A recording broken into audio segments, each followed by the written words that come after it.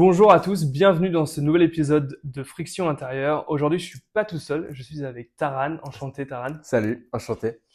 Je suis hyper content que tu sois là. Donc, on s'est rencontrés la semaine dernière. On était dans un événement à Paris. À ce moment-là, je vois un gars qui arrive vers moi et il me dit Salut, moi c'est Taran. En ce moment, je suis en train de faire un défi de malade. En tout cas, moi, je l'ai vécu vraiment comme ça. Quand tu m'as dit ouais, j'avais très peur des gens, de l'interaction sociale. Et je me suis dit, bah, ok, pour ça, il n'y a qu'une chose à faire, passer à l'action. Et cette action, toi, tu ne le fais pas à demi-mesure. Au contraire, tu pousses le curseur au maximum et tu t'es dit, je vais survivre pendant 3 mois à Paris. Quand tu m'as dit ça, j'ai fait, c'est vraiment un malade. Genre, je t'ai même pris pour un taré. Et en même temps, je trouve ça hyper fascinant. Et je voulais vraiment comprendre dans ta tête qu'est-ce qui se passe entre le moment où tu as cette peur et ce passage à l'action. Qu'est-ce qui se passe dans ton corps? Ça, j'ai vraiment voulu le décrypter pendant ce podcast.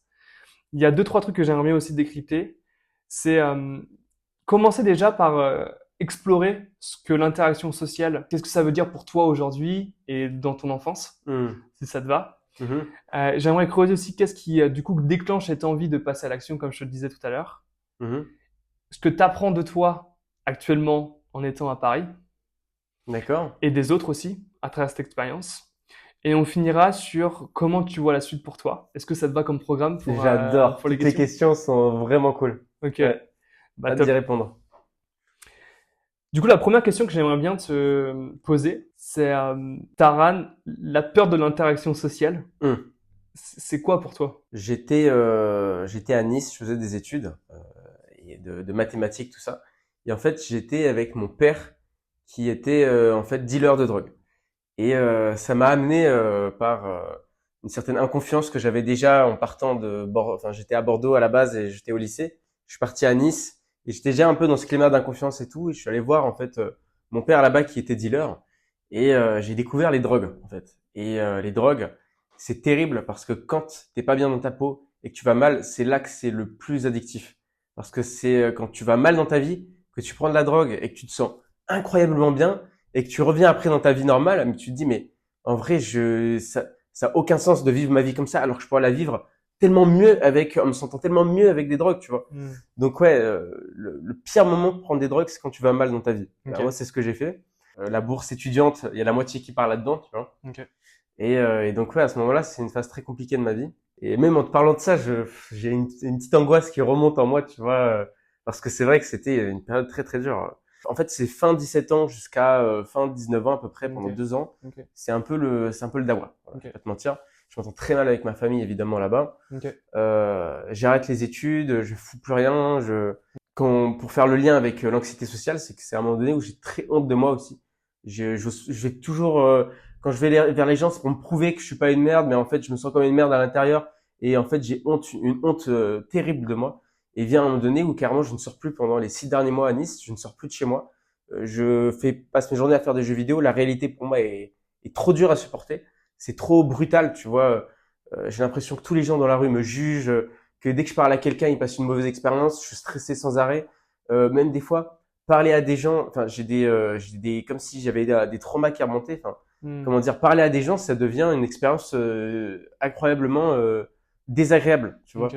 En termes de stress, En termes de stress, parce que juste parler à quelqu'un, je me mets à battre à 120 à l'heure. ok. Donc le cœur qui s'accélère. Ouais. J'essaye de fuir, j'ai l'impression que tout ce que je fais est pas bon. Tu vois, je me sens comme dans une prison d'anxiété dès que je suis avec des gens, tu vois. Ok. Chez tout le monde, il y a cette peur. Ok. Je tiens à dire que chez moi, c'était un degré particulier, c'était carrément de la phobie sociale. Ok. C'était vraiment une peur panique, des fois, d'être en interaction avec des gens. Ok. Et donc d'être dans une situation vraiment de danger, mais terrible, quoi.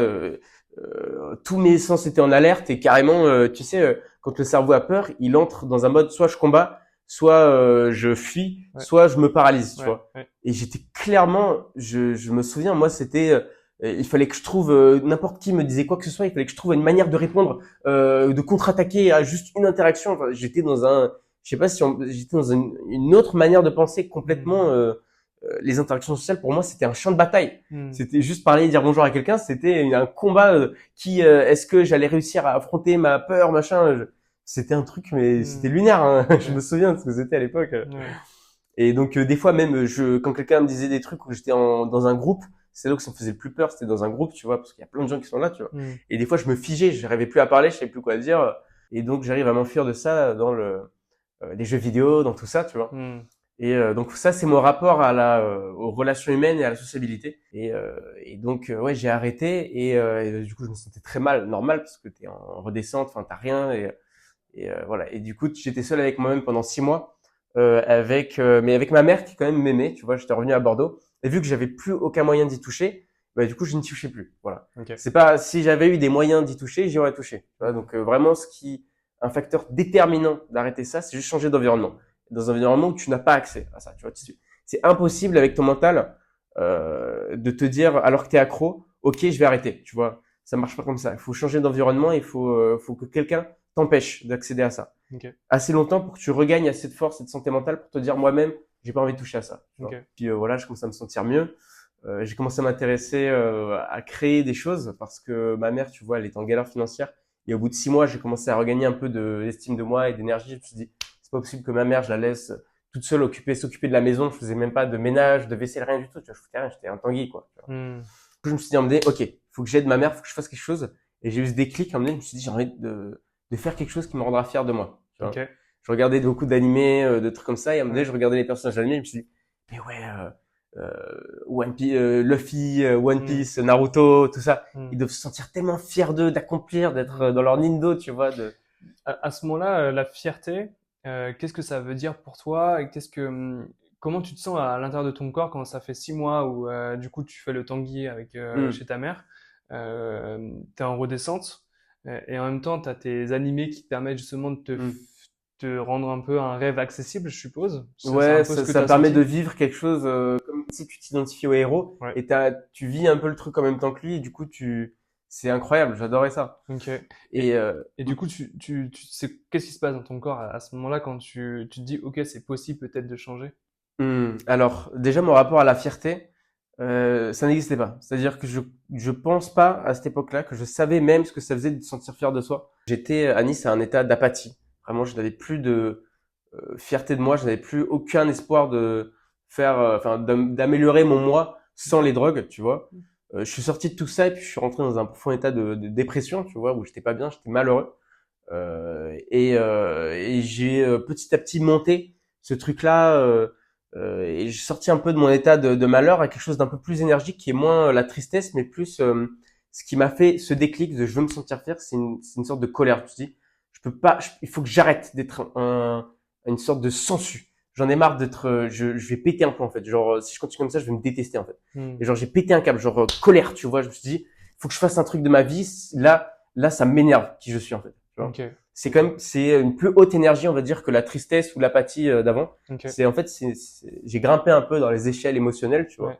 Et là, il est arrivé un moment où je me suis dit, c'est pas possible. J'en ai marre, je veux pas être comme ça. Ok. Bah. Et je me suis dit, j'ai vu en fait un animé où il y a un personnage, c'est un webtoon pour ceux qui connaissent, The Beginning After the End, et un personnage qui vraiment, il se réincarne dans une vie. Avant c'était un gros porc, il se réincarne dans une vie, il devient un beau gosse, tu vois. Il a plein de contacts et tout. Je me suis dit, mais et à un moment donné, il est là, il y a des mecs, des bandits et tout qui sont qui veulent l'emmerder et tout. Il les regarde juste, il les regarde, alors lance un regard noir, pouf, avec sa puissance, son aura, et puis les bandits sont là, oh, comme ça, ils ont trop peur. Et je me suis dit, mais ça doit être tellement incroyable de se sentir surpuissant comme ça, tu vois. Et je me suis vu, et puis je me suis comparé à lui, et je me suis dit, mais putain, je suis tellement une merde, je vais péter un câble, genre, tu vois, il faut que je fasse quelque chose. Ok. Je me souviens, ce jour-là, en particulier, je me suis dit, ok, bam, je suis sorti, j'ai couru, je suis allé dans ma chambre, j'ai rangé ma chambre, tu vois. Je suis descendu, j'ai fait la vaisselle et tout, je me suis dit, c'est pas possible d'être une merde comme ça, tu vois. Ok. Voilà. Et donc, voilà, après, j'étais j'ai commencé cette phase où j'étais en colère de qui j'étais, tu vois. Et du coup, je me mettais à faire plein d'actions parce que ça m'énervait d'être une merde, tu vois. Ok. Et du coup, je faisais des choses, c'était actif. Je me souviens, je courais, à un moment donné, j'ai commencé à courir jusqu'à épuisement et je gueulais pendant que je courais, j'étais tu vois, genre vraiment la haine, tu vois. Et ouais, c'était une phase qui était dure, mais qui était beaucoup plus positive que tout ce qu'il y avait avant. Tu vois. Ok. Ça a duré combien de temps cette phase? Cette phase, elle a duré, je pense, facile 3-4 mois, 3 mois, je pense. 3 mois. Ok. À peu près 3-4 Ok. mois. Ouais. Ouais, quand même. 3-4 Donc mois là, où t'étais en colère, quoi. j'avais une colère un peu en moi et j'essayais de faire des choses par colère envers moi-même, tu vois. Ok. Et à chaque fois que tu faisais une activité, typiquement ranger la vaisselle ou aller Hmm. courir en criant, qu'est-ce que ça t'apportait et comment tu te sentais juste après avoir fait cette action? Hmm. Et ben ce que je faisais, alors souvent j'avais pas envie de le faire, mais je me forçais, tu vois. Et il y avait une tension, il y avait beaucoup de tension dans ce moment-là. Tout ce que je faisais, il y avait de la tension. Des fois, je faisais la vaisselle et j'étais énervé pendant que je faisais la vaisselle et carrément j'ai cassé une tasse en la serrant dans mes mains. Donc Ok. ouais, c'était assez chaud. Et ce que je ressentais après, je me sentais quand même, il y avait une certaine satisfaction. Je dirais qu'il y avait une certaine, c'était un début de fierté. Ok. Il y avait une certaine satisfaction à voir que je produisais, je faisais des choses, tu vois.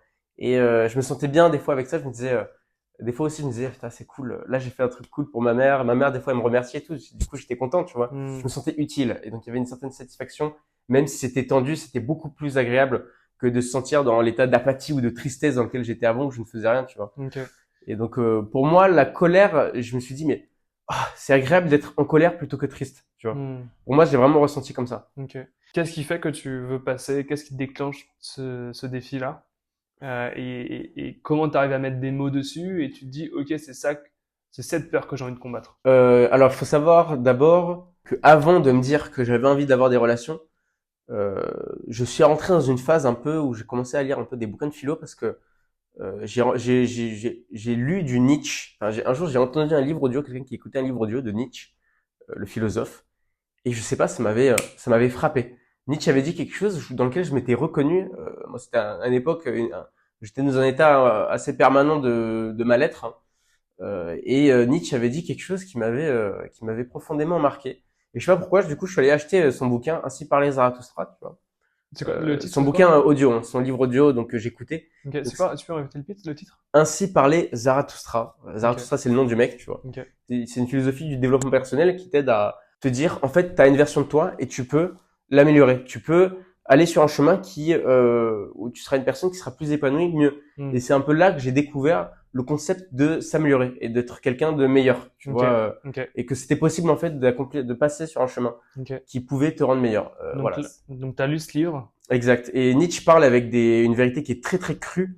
Et moi, c'est une époque où j'avais très honte de moi et j'étais pas bien avec moi. Et donc tout ce qui pouvait être de l'ordre de quand quelqu'un me disait un compliment, j'étais sûr que c'était du mytho, ou enfin je n'arrivais pas à y croire parce que j'avais honte de moi. Et donc pour moi, tout compliment ou quoi, c'était la personne qui s'était foirée, tout ça. Et Nietzsche, lui, il parlait avec des vérités très crues. Il disait, ok, t'es une merde, là, il va falloir que tu changes, tu vois. Hmm, Et moi, j'étais là, ça m'a fait du bien parce qu'il parlait directement. Il n'y avait pas peut-être de complaisance ou de trucs où tu peux te dire, il fait attention à moi ou quoi. Non, il te parle sec. Il te dit, toi, t'es une merde. Là, maintenant, il va falloir que tu grandisses, tu vois. ok, Et j'ai trouvé beaucoup de réconfort dans ces paroles très crues. Et donc oui, ça m'a vraiment, je pense, que c'est le début, c'est la philosophie de Nietzsche. Ça m'a entamé ce chemin où je me dis, ok, peut-être il y a moyen de faire quelque chose avec moi, tu vois. ok. Et donc c'est très peu de temps après qu'en fait je suis allé chez ma daronne. Je fais beaucoup de jeux vidéo et tout. J'avais arrêté un peu la philosophie à ce moment-là. J'en avais fait pendant un mois à Nice, puis après j'avais arrêté. Mais et à me donner en fait un élément déclencheur de cette histoire et tout ce qui a fait que je suis parti à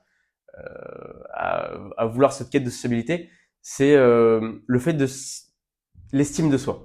C'est se sentir un peu mieux. Quand tu te sens mieux avec toi-même, Hmm, t'as plus envie peut-être d'aller vers les autres parce que t'es à moins honte. Après la philosophie et tout, je m'intéresse beaucoup à la science ok. parce que c'est là où j'arrive à trouver quelque chose auquel je peux me rattacher, qui est réel, tu vois. Hmm, Pour moi, c'est la science. C'est plutôt que la philosophie.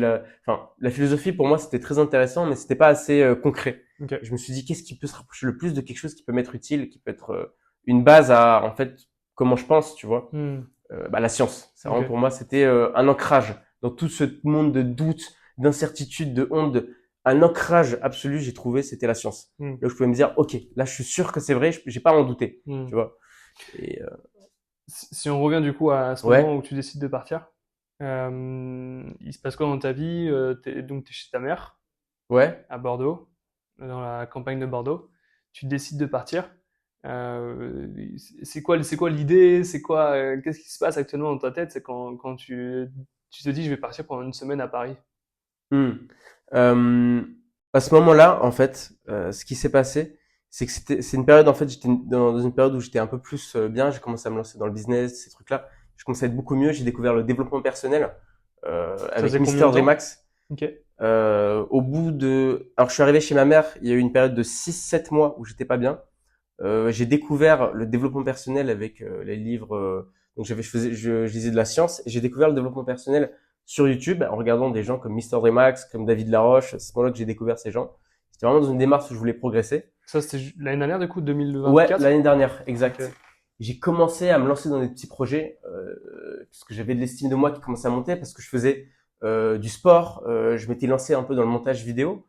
J'avais réussi à trouver un YouTuber qui m'avait accepté pour faire du montage vidéo Trop et deux bien. philanthropes. Ça aussi, c'est un point déterminant du passage. Je commençais à créer, tu vois, au lieu de jouer aux jeux vidéo toute la journée, j'allouais un peu de temps au montage vidéo et ce qui était pour moi de la création. Donc, je faisais quelque chose de ma vie, donc mon estime de moi. Après, je voulais faire mieux mon montage vidéo. Donc j'ai fait du sport pour être en meilleure santé. Après je voulais faire encore mieux. Du coup j'ai commencé à la nutrition. Après j'ai commencé à étudier un peu plus le montage vidéo, regarder des vidéos de ça. Et après pour mieux apprendre, il faut que j'apprenne d'autres compétences. Nanana. Et au fur et à mesure, j'ai commencé à allouer tout mon temps à faire du sport, faire du développement personnel, faire du montage vidéo, faire du business et faire plus carrément ne plus toucher aux jeux vidéo. Alors que Hmm. ça faisait presque 10 ans que j'y touchais tous les jours. Tu vois, Ok. c'était impensable à l'époque pour moi de faire une journée sans toucher à un jeu vidéo. Ok. Et là, on arrive il y a à peu près un an, le premier mois, sans toucher une seule fois à un jeu vidéo, tu vois. Ok. Et je passe mon temps à faire. Mais à ce moment-là, je suis toujours très anxieux social. Je sors pas de chez moi encore, hein, Ok, tu ouais. vois. Ouais. Mais je commence à développer une estime de moi, tu Ok. vois. Ok. Euh, T'arrives quand même à te vendre auprès de youtubeurs pour faire du montage. Donc t'as quand même des exactement. visios où tu dois te vendre, tu dois te mettre On en fait des avant. appels qui sont très stressants pour moi parce que c'est hyper, c'est un youtubeur quoi. Je me souviens les premiers appels, j'étais là, il parlait, j'étais pas du tout habitué à parler à des gens et donc surtout aux youtubeurs qui sont des gens très créatifs, qui ont beaucoup d'idées, qui vont à droite à gauche. Je me souviens le premier appel, j'étais perdu. Il me balançait une idée là, j'étais là, j'ai rien compris socialement, j'arrivais pas à comprendre, tu vois. C'est trop d'informations quoi, tu vois. Mais oui, j'avais quand même réussi à me vendre un petit peu en montage vidéo parce que j'avais commencé à apprendre ça, tu vois. Oui, donc il y a vraiment une estime de soi qui commence à se construire. Et sans estime de soi, c'est impossible de faire tout le reste, tu vois. Hmm. Et c'est là, en fait, à un moment donné, je me suis dit, OK, j'ai rejoint une formation de Mister Dreamax, un YouTuber qui a plus d'1 million d'abonnés sur le développement personnel. Grâce à mon frère, c'est un YouTuber que je suivais depuis 1 an et demi à peu près déjà. À ce moment-là, depuis 6 mois à peu près, ouais, c'est ça, depuis 6 mois. Je kiffais trop ce YouTuber. Et en fait, il faisait une formation sur comment devenir créateur de contenu. Et à ce moment-là, moi, je fais beaucoup de montage vidéo et je me dis, j'ai envie de créer du contenu sur, je sais rien, mais j'ai envie de créer du contenu. J'ai trop envie de faire ça dans ma vie, tu vois. Parce que à ce moment-là, je suis en contact avec des youtubeurs et tout. Je me dis, c'est trop un métier de dingue, tu vois. Et à la fois, faut vaincre un peu sa peur du social et tout ça pour faire ça. Je me dis, si je m'autorise un rêve, c'est vraiment devenir créateur de contenu. Ok. Et du coup, j'ai acheté cette formation avec l'argent de mon frère. Parce que à ce moment-là, moi, j'avais même pas d'argent. Je fais, frérot, et tout, faut trop que tu m'achètes la formation de Mr. Dreamax. Et du coup, j'achète la formation. 1 ou 2 mois plus tard, je vais à un live du Mr. Dreamax où il me dit, enfin, c'est un live où il y a 50 personnes, tu vois, et moi, j'ose parler, lever la main. Et Ok. je me souviens, Ok, ouais. Donc j'ose lever la main dans le live. t'as Et déjà des actes forts par rapport à un mec qui a très très peur de parler en ouais, face des ouais, gens. ouais, grave. T'as quand même un courage qui est énorme par rapport à ça. Le jour où je suis arrivé en live avec Mr. Remax, je me suis dit, ok, j'ai le choix entre pas lever la main et ressentir une putain de honte de pas avoir réussi à lever la main alors que c'est une opportunité et tout et retomber à mon état de la honte pour moi c'est quelque chose, c'est très très, c'est horrible, ça me rappelle plein de choses terribles, tu vois. Donc je me suis dit, ok, soit je vis ce sentiment de honte et je lève pas la main, soit je porte mes couilles et même si je bégaye, si je lève la main, c'est pas grave, tu vois. Et du coup j'ai levé la main et j'ai pris la parole et j'étais là et j'ai commencé par le live, je me suis dit, ok, fuck it, je dis que je suis stressé, je dis j'assume, tu vois. Je dis que je suis stressé et tout je suis là, ok, Mister Dreamax, je suis un peu stressé, je vais pas vous mentir, je suis comme ça, moi, je suis en train de trembler et tout. Du coup, les compétences, oui d'ailleurs, je m'appelle Taran, je fais un peu de montage vidéo et mon objectif, c'est de devenir peut-être créateur de contenu sur le montage vidéo, tout ça. Voilà. Et à un moment donné, je pose cette fameuse question à Mister Remax. Ok, Mister Remax, les compétences sociales, comment c'est puissant dans le business? À quel point c'est bien, c'est puissant? Il m'a dit, les compétences sociales est une des meilleures compétences que tu puisses apprendre pour faire du business. Je suis là, ok, ok. Et du coup, un ou 2 mois s'écoulent encore. Il y a un deuxième live avec Mister Remax où il y a encore un truc comme ça. Et puis je dis, ok, mais comment je fais concrètement pour améliorer mes compétences sociales, Mister Remax? Il me dit, ok, fais un event, tu participes à des events, tu fais de l'autostop et tu pars tu pars survivre dans Paris, dans une ville aléatoire, tu vois. Tu pars survivre dans une ville aléatoire. Et je suis là, ok, putain, des trucs de fou. Ah, à ce moment-là, moi, pour moi, c'est pas possible, tu vois. Et je me dis, c'est des trucs de fou. Et il y a un truc en parallèle. Je me mets dans la mission locale. C'est un endroit où il y a plein de jeunes qui vont pour trouver de l'emploi, tout ça. Ok. Et à ce moment-là, tu vois, je suis dans une démarche où je me dis, ok, il faut que je fasse un peu de revenus, il faut que j'aide ma mère.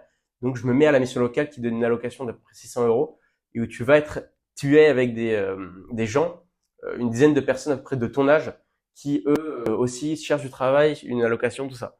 Et donc, toutes les semaines, j'y vais non, je vais même 5 jours par semaine, je vais à la mission locale et je suis obligé d'être avec des gens, tu vois. Donc je suis forcé d'être en contact avec eux. Et je me rends compte que le fait d'être forcé à être en contact avec des gens, eh ben, ça me met un peu plus à l'aise, tu vois. Je me rends compte de ça. Je suis là, oh, mais en fait, peut-être il faut juste s'exposer pour être plus à l'aise, tu vois. Et du coup, peu de temps après, je se live avec Mister Remax. Et Mister Remax dit à la fin de ce live, ok, j'organise un événement le 18 juillet. Donc à ce moment-là, on était le 25 juin à peu près. Ok. Où je serai avec des intervenants et j'invite tous les membres de My Dreamax One, c'est la formation de Mister Dreamax, et il y aura plein de gens et tout. Et je suis là, attends, mais j'ai tellement envie d'y aller et de rencontrer Mister Dreamax parce qu'à ce moment-là, je l'idolâtre quoi. Après, ça fait 1 an que je suis dans enfin pas dans sa formation, mais ça fait 1 an que je le suis. Je lui ai parlé 2 fois et les 2 fois où je lui avais parlé, après j'étais là, j'étais comme ça, ouais, j'ai parlé à Mister Dreamax. Je me suis dit, j'aimerais trop le rencontrer, tu vois, même si ça me fait trop peur et tout, j'aimerais trop le voir dans la vraie vie, tu vois. Juste le voir, déjà, ça me comblerait de bonheur. Tu vois. Et il organise cet event le 18 juillet, et je me dis, putain, j'aimerais trop y aller, mais je peux pas. À ce moment-là, j'ai pas d'argent, je fais 50 euros par mois avec le montage vidéo, tu vois. Le billet de train, ça coûte 60 balles, ou je sais rien, pareil pour l'hôtel, et donc je me dis, c'est pas possible, tu vois, je peux pas faire, j'ai pas d'argent. Je sais pas pourquoi, genre une semaine après, je me dis, mais en fait, je peux y aller en autostop, ça me coûte pas d'argent, et je survis là-bas, et donc j'ai pas besoin de payer d'hôtel.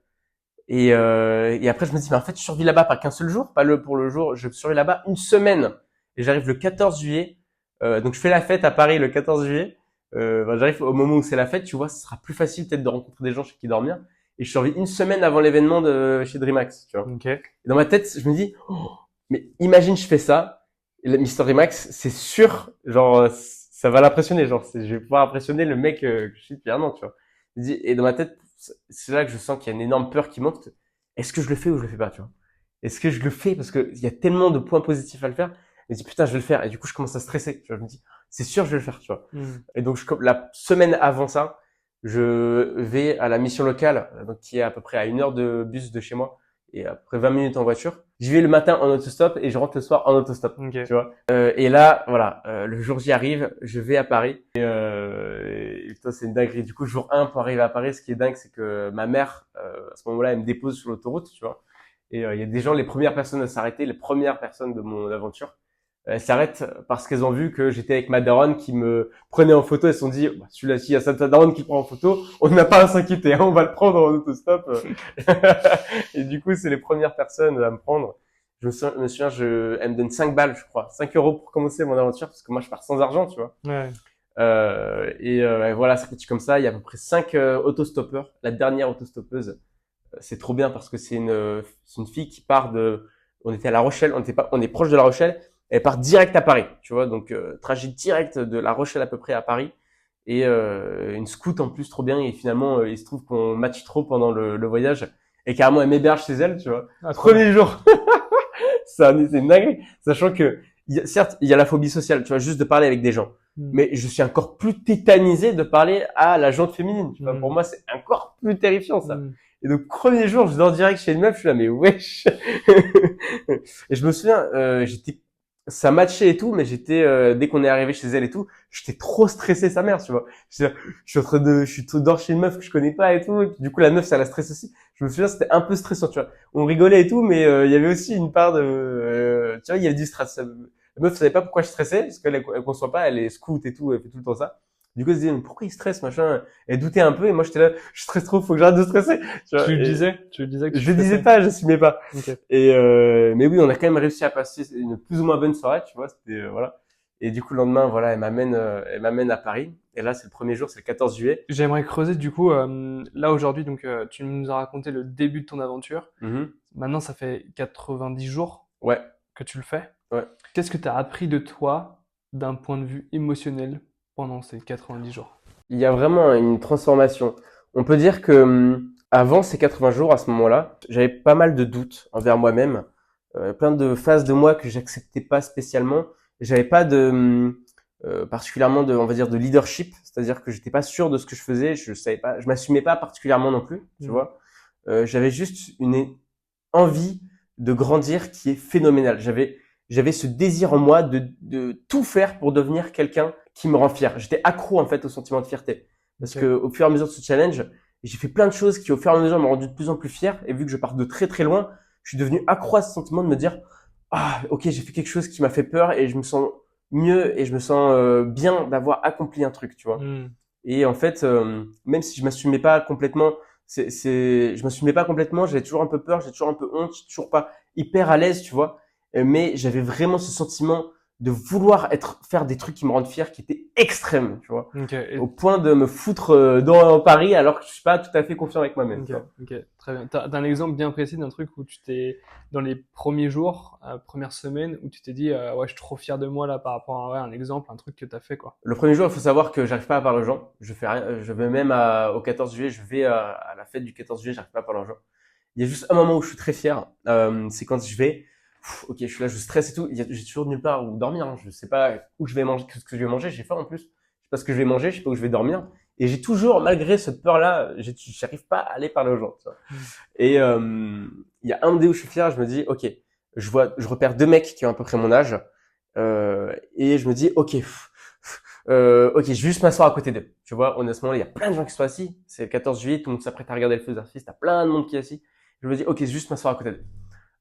Et je dis, ok, je vais faire un truc, je suis un dingo, je suis un malade, je vais leur dire, ok les gars, est-ce que je peux m'asseoir à côté de vous? Juste, j'amorce la conversation, je dis, est-ce que je peux m'asseoir à côté de vous? Je suis un fou. Ouais, dans ma tête, à ce Mm. moment-là, je suis un fou, tu vois. Et du coup, je fais, est-ce que je peux m'asseoir à côté de vous? Ils font, ouais, bien sûr, vas-y, assieds-toi et tout. Je dis, ok, j'ai réussi à dire un truc, tu vois, il y a quelque chose qui se crée, tu vois.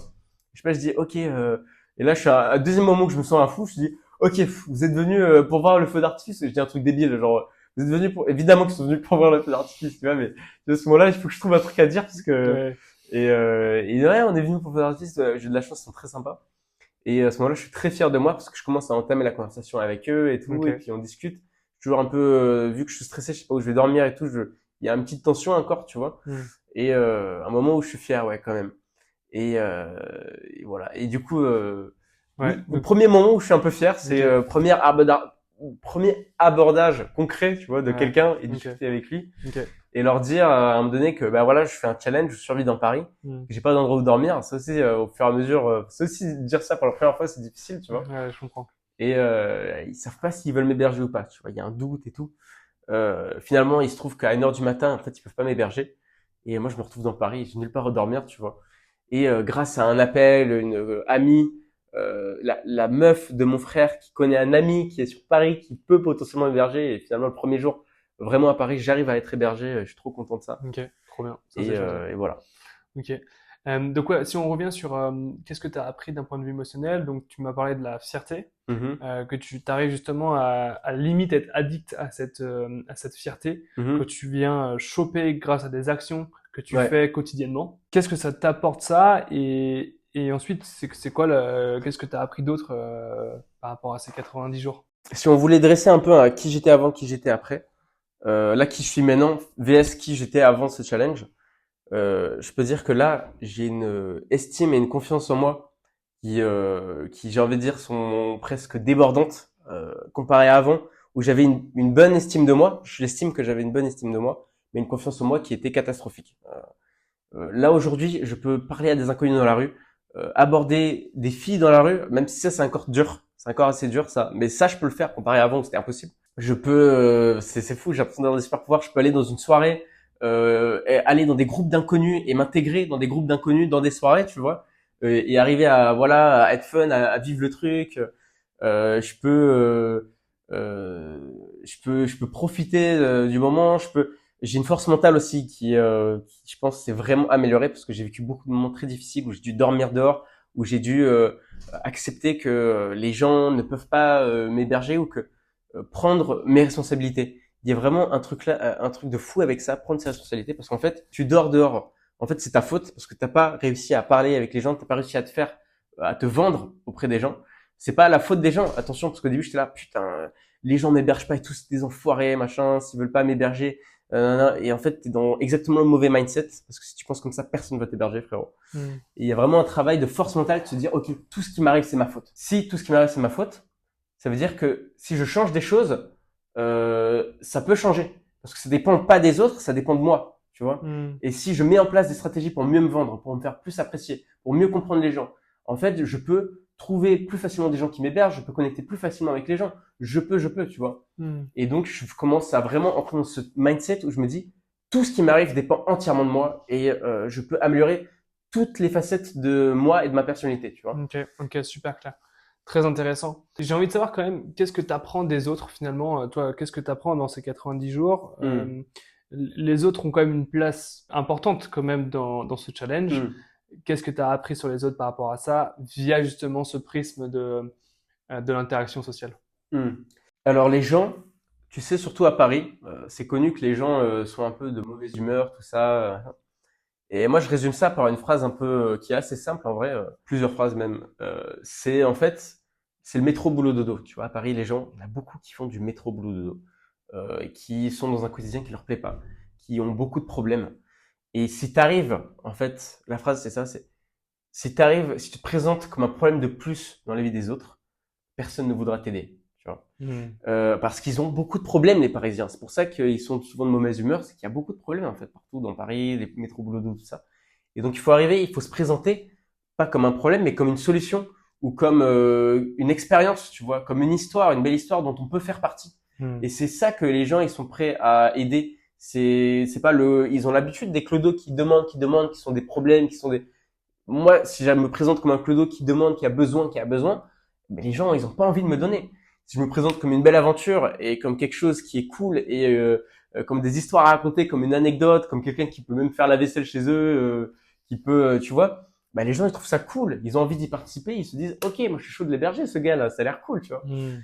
Et vraiment un truc que j'ai appris de dingue, c'est que les gens sont profondément égoïstes, tu vois. Mais ça peut être dans le bon et mauvais sens du terme, c'est-à-dire qu'on est intrinsèquement extrêmement égoïste.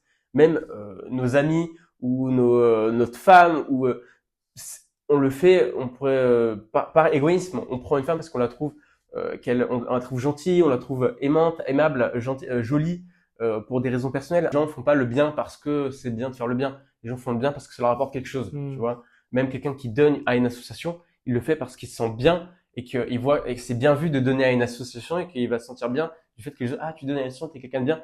Il y a un égoïsme fondamental. Et ça, il faut le comprendre. Et si tu pars du principe que les gens vont te donner parce que tu es dans la galère, t'es très mal parti. Voilà. Et donc il faut arriver à combler cet égoïsme des gens, à prendre conscience. J'ai appris aussi un peu à manipuler. Tu vois, t'as forcément quand t'as besoin de dormir chez les gens, que t'as des besoins physiologiques qui en dépendent, t'apprends un peu la manipulation. Donc le fait de donner, par exemple, un truc qui marche très bien, c'est j'arrive pour avoir des fois à un moment donné la clope, c'est quelque chose de très social. J'ai commencé à fumer des clopes, là j'ai arrêté, tu vois. Mais j'avais fumé des clopes à un moment donné pour rencontrer des gens. Et j'arrivais en me disant, ok, j'ai 1 euro, est-ce qu'il y a moyen d'avoir une clope, tu vois, au lieu d'arriver en mode juste, est-ce que t'as pas une clope? Hmm. Et je sais pertinemment que la personne ne va jamais accepter l'euro. Mais le fait d'arriver en donnant quelque chose, si la personne elle te donne en retour, Ok, tu vois. ok. C'est pareil pour trouver des gens qui te donnent à manger. T'arrives en mode dans les restaurants, les magasins, t'arrives, tu dis, ok, je fais un petit challenge et tout, et je demande aux gens s'ils ont besoin d'aide dans leur actuellement dans leur commerce ou dans ce que vous faites, en échange peut-être d'un peu de bouffe. Au lieu de dire bonjour, je fais un challenge et j'ai faim, tu vois. Hmm. Tu viens toujours comme si t'arrivais pour donner. Ok. Et ça change tout aussi Ok. dans plein d'aspects. Dans l'aspect social, par exemple, quelqu'un en colère, si tu lui dis ouais, toi t'es quelqu'un qui est plutôt qui aime bien te bagarrer, tu vois, toi t'es un mec, t'en touches pas à ta famille et tout, si tu lui dis que des choses en mode il doit combattre ou quelque chose de colérique, ouais, moi j'aime bien la baston, que des choses qui permettent en fait à quelqu'un d'exprimer son ton un peu colérique, en fait, on va vous tout de suite devenir potes. J'avais rencontré un gars, tu vois, un mec des cités, un gars qui s'habille que en Lacoste, c'est les trucs machin, racaille, tu vois. Et j'avais réussi à devenir pote avec ce mec, alors qu'avant, pour moi, c'est impensable. C'est exactement le genre de mec qui me harcelait avant, tu vois. Et j'ai réussi à devenir pote avec un mec comme ça en l'espace de 10 minutes, en lui parlant, en arrivant, en lui disant, ouais, tu fais quoi dans la vie, machin. Il m'a dit, ouais, moi, je faisais de la boxe et tout. Je dis, ah ouais, moi, j'aime bien le MMA, j'ai envie de, tu dois te sentir trop bien quand tu entres dans une pièce et tu sais que tu défonces tout le monde et tout, machin. Et tu sais, tu lui parles que sur des choses un peu qui, lui permettent d'exprimer son ton de colère. Il disait, ouais, j'adore défoncer des gens, machin et tout. Et tu deviens très pote, en fait, avec les gens quand tu te mets à leur même ton. Quelqu'un qui va être dans la tristesse, si tu lui dis, ouais, les choses sont un peu, c'est triste ce qui arrive au monde et tout, que tu parles à un mec qui est aussi dans ce ton-là, tu vas devenir très vite pote avec lui, tu vois. Quelqu'un qui est, ouais, c'est cool la vie, machin, qui te dit, ouais, c'est trop cool la vie, t'as raison, tu vas devenir très pote avec lui très vite. Ok. Et si t'es, ouais, c'est trop cool la vie, avec un mec qui est vénère, qui lui a envie de taper des gens et tout, eh ben, c'est lui qui va avoir envie de te taper, tu vois ce que je veux dire, tu vas pas du tout connecter. Ok. Et donc, un truc de fou pour devenir pote avec les gens, c'est juste d'être dans la même réalité, avoir la même réalité, et se mettre dans la réalité de l'autre. Ok, ouais, super clair. C'est quoi ta peur aujourd'hui justement par rapport à l'interaction sociale après les 90 jours? Aujourd'hui, c'est un truc de fou. J'ai l'impression d'avoir un super pouvoir par rapport à avant. Je ressens beaucoup moins de stress et d'anxiété. Pour moi, les autres, c'est devenu une source de plaisir, dans le sens où c'est intéressant, c'est amusant d'apprendre à connaître quelqu'un, de voir ses mimiques, de voir comment il va agir, parler. Et pourquoi j'ai beaucoup moins d'anxiété? Parce que je suis passé d'un mode très introspectif où je m'observais tout le temps. Je faisais tout le temps attention à comment les autres me percevaient. J'étais là, est-ce que je parais bizarre? Et là, ça s'est complètement inversé. C'est-à-dire qu'au lieu de penser à moi, je pense surtout aux autres. Et c'est ça le facteur principal, en fait, de l'anxiété sociale. C'est quand tu penses à toi, à qu'est-ce que tu dégages, à qu'est-ce que les autres pensent de toi. C'est ça qui rend très anxieux. Parce que quand tu penses à ça, tu penses pas à l'autre. Et tu vois pas ce qu'il fait, tu vois pas ses réactions, tu vois pas. Et donc, tu as beaucoup moins de choses à dire. Et donc, tu sais pas quoi dire parce que tu penses qu'à toi, en fait. C'est normal que tu ne saches pas quoi dire si tu penses qu'à toi. C'est en regardant l'autre et en étant présent à l'autre que tu vas remarquer, je sais pas, la couleur de ses cheveux, ce qu'il est en train de dire, le ton de sa voix, l'émotion qu'il a, le mouvement qu'il fait. Est-ce que ça lui rappelle quelque chose? Est-ce qu'il est ancré dans ce qu'il dit? Est-ce qu'il te paraît plutôt? Et il y a plein de choses en fait que tu peux voir en fait chez quelqu'un quand juste tu le regardes et que tu es concentré sur lui. Et donc tu sais tout le temps quoi dire en fait. Il y a jamais de blanc parce que il y a tellement de choses à dire juste en regardant quelqu'un au lieu de penser à ce que tu es en train de à quitter et comment la personne te perçoit, tu vois. Okay. Et donc, ouais, le facteur principal de la sociabilité, je pense, c'est juste être présent à l'autre. Okay. Et pas centré sur soi, centré sur les autres. C'est quoi la suite demain pour ton challenge? Pour toi, Taran, c'est quoi la suite? La suite, c'est de poster sur les réseaux toute cette aventure de fou, de faire vraiment raconter un peu tout ce que j'ai vécu, tout ce que j'en ai tiré. Et dans l'idéal, peut-être devenir coach de vie et utiliser cette expérience pour faire une sorte de promotion de mon activité de coach, aider des gens à être plus épanouis dans leur vie, à vaincre leur anxiété, surtout en particulier l'anxiété sociale. Donc, je vais plutôt être assez expert, je pense, dans ce domaine parce que je vais faire beaucoup de recherches également. J'en ai déjà fait beaucoup. Et dans le futur, faire un peu comme Paradoxe, je pense, comme David, inspirer des gens sur les réseaux, parler de dev perso, créer une formation sur ça. J'ai quelques projets en cours, notamment un protocole pour apprendre à se créer une vie plus amusante, plus fun et plus intéressante. Okay, voilà. Super et qui s'applique à tout type d'être humain et voilà, et qui part en fait de beaucoup d'expériences que j'ai fait. Trop bien. Bah merci beaucoup pour cet épisode. Je trouve ça vraiment incroyable d'avoir ce moment de vie et tout ce que tu partages avec beaucoup de sincérité. Donc ça, merci beaucoup pour cette authenticité. C'était le pilier justement de ce podcast. Donc merci pour ça. Est-ce que tu as un dernier mot à glisser avant la fin de cet épisode? Si vous voulez vous faire des potes, ouvrez-vous au monde, ouvrez-vous aux gens, regardez-les et les gens s'ouvriront à vous. Et ils vous regarderont. Voilà, c'est tout l'équipe. Ok, merci beaucoup Taran. C'est la fin de l'épisode de Friction Intérieure. C'était Taran et Johan. Ciao l'équipe, croyez en vos rêves.